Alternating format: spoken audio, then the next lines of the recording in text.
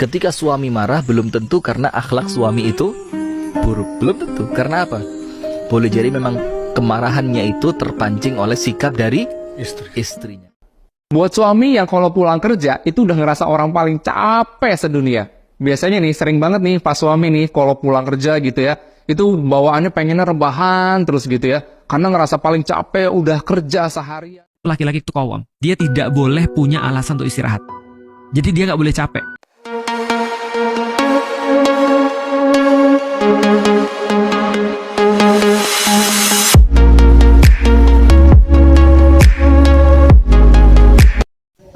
Assalamualaikum warahmatullahi wabarakatuh. Sampurasun wargi dimanapun berada. Selamat datang kembali di channel Rahasia Hati bersama saya Teh Hana. Apa kabar wargi? Saya doakan wargi sehat-sehat, bahagia selalu dan rezekinya lancar. Amin ya robbal alamin.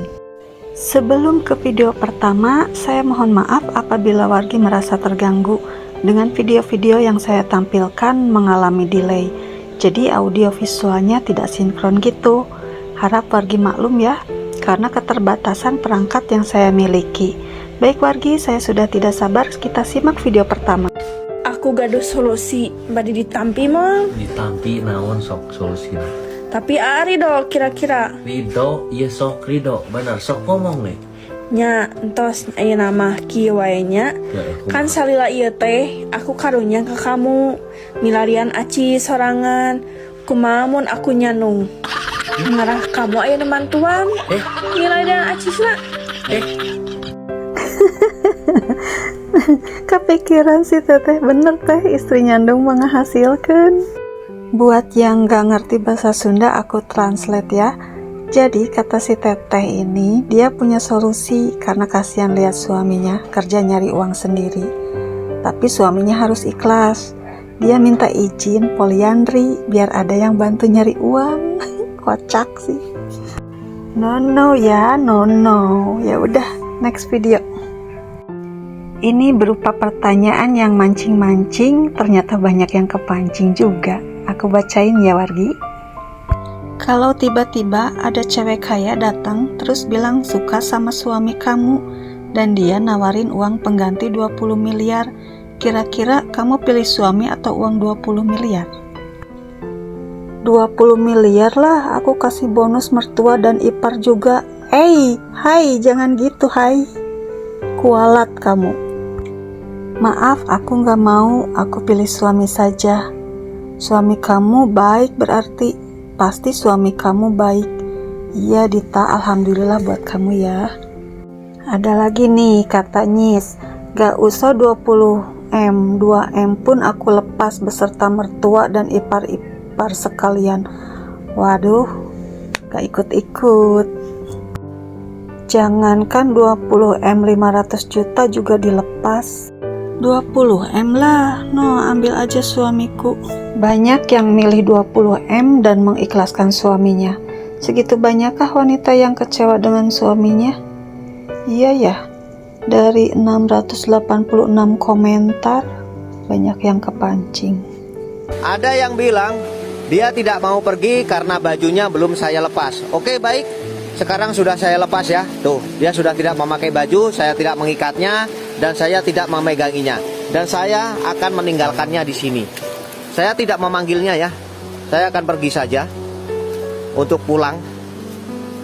Nah, kita tinggal dia di sana.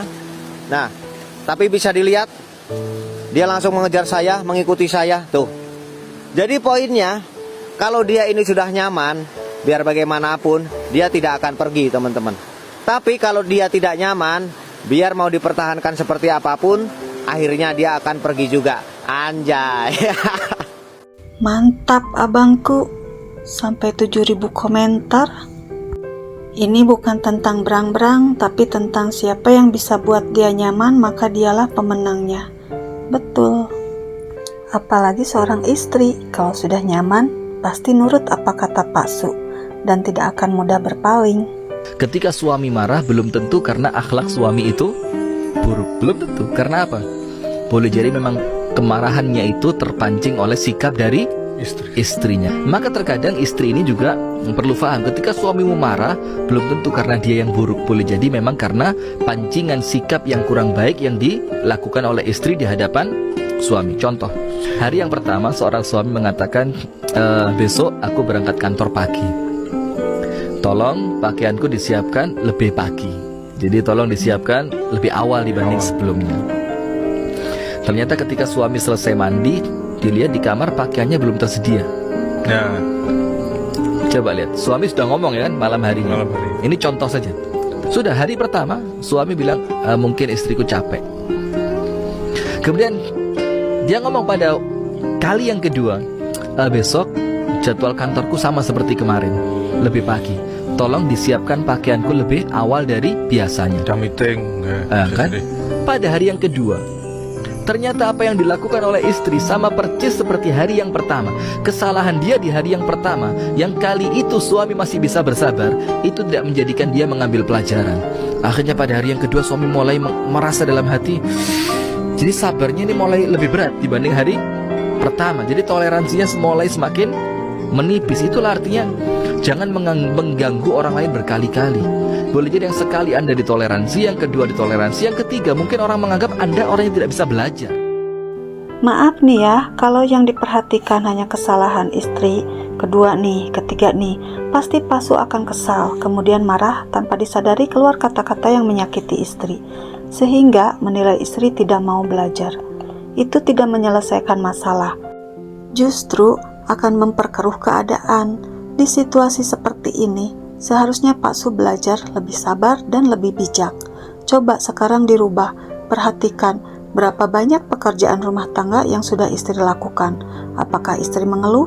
Seharusnya Pak Su ucapkan terima kasih karena istri sudah membantu kewajiban Pak Su. Bantu istri dengan Pak Su ambil baju sendiri. Istri pasti senang, bahagia, nyaman punya suami seperti itu. Buat suami yang kalau pulang kerja itu udah ngerasa orang paling capek sedunia. Biasanya nih sering banget nih pas suami nih kalau pulang kerja gitu ya, itu bawaannya pengennya rebahan terus gitu ya. Karena ngerasa paling capek udah kerja seharian, dan pas nyampe rumah itu harapannya bisa langsung rebahan, tiduran, main HP gitu kan sambil main game, ngemil, terus udah deh istri sama anak dilupain. Kalau suaminya kayak gitu Bu, langsung sentil aja Bu kupingnya. Kenapa? Karena bukan cuma bapak yang capek, istri di rumah juga capek Pak.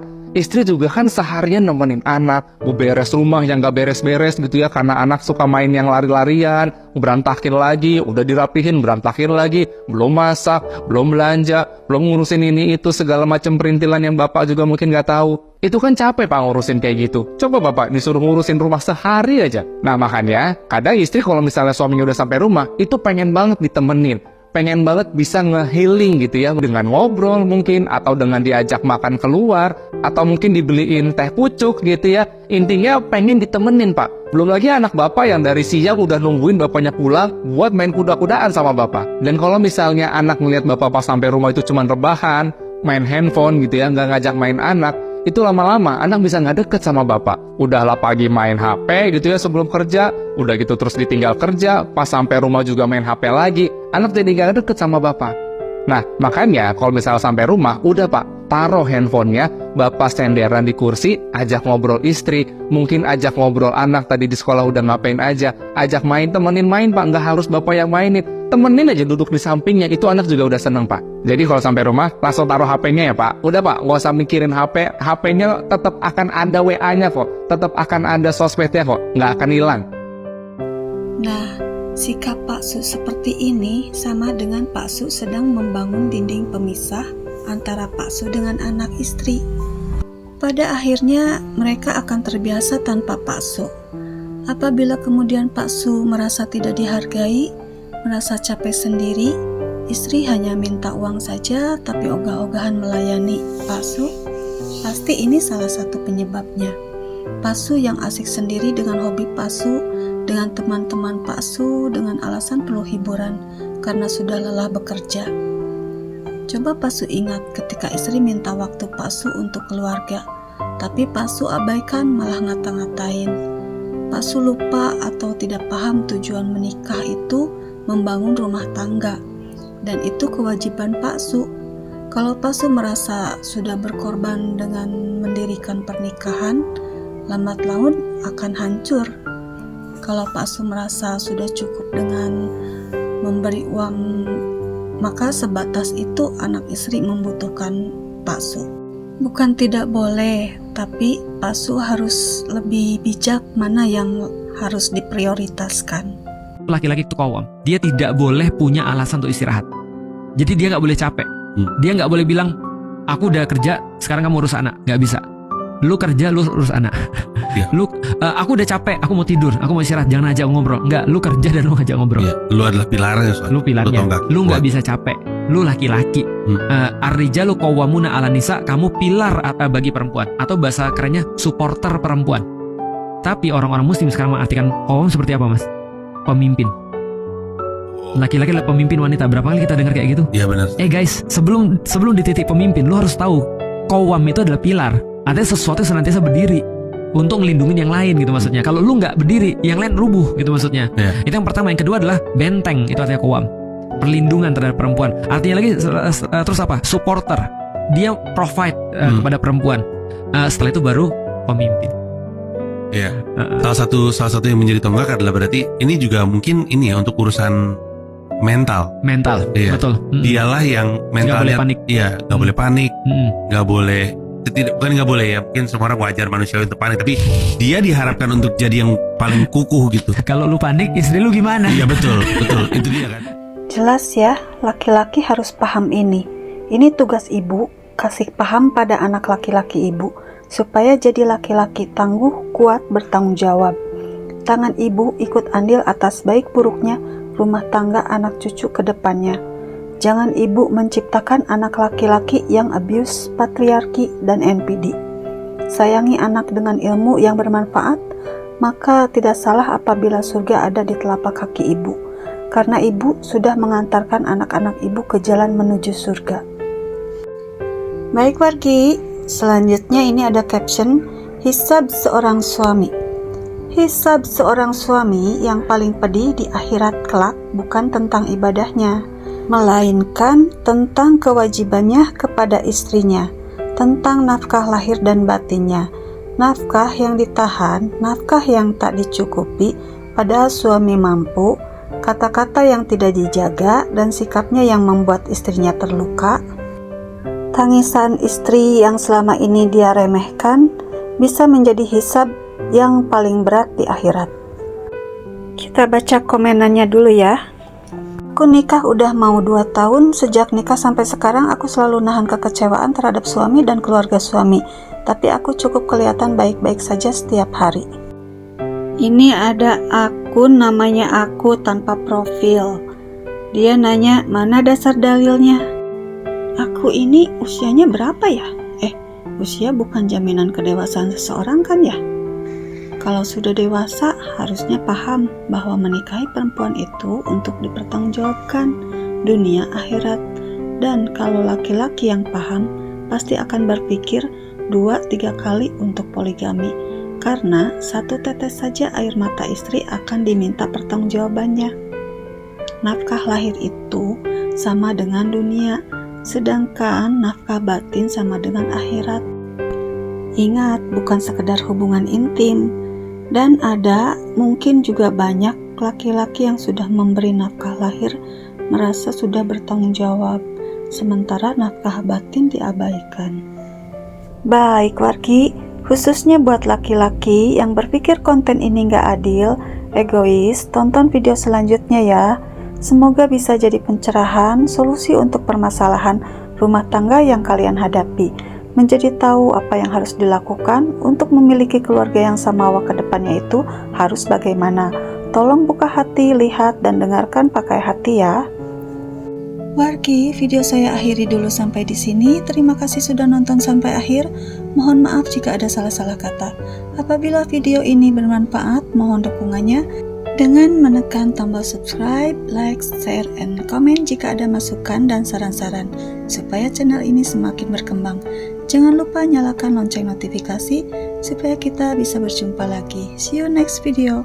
Wassalamualaikum warahmatullahi wabarakatuh. Sampurasun.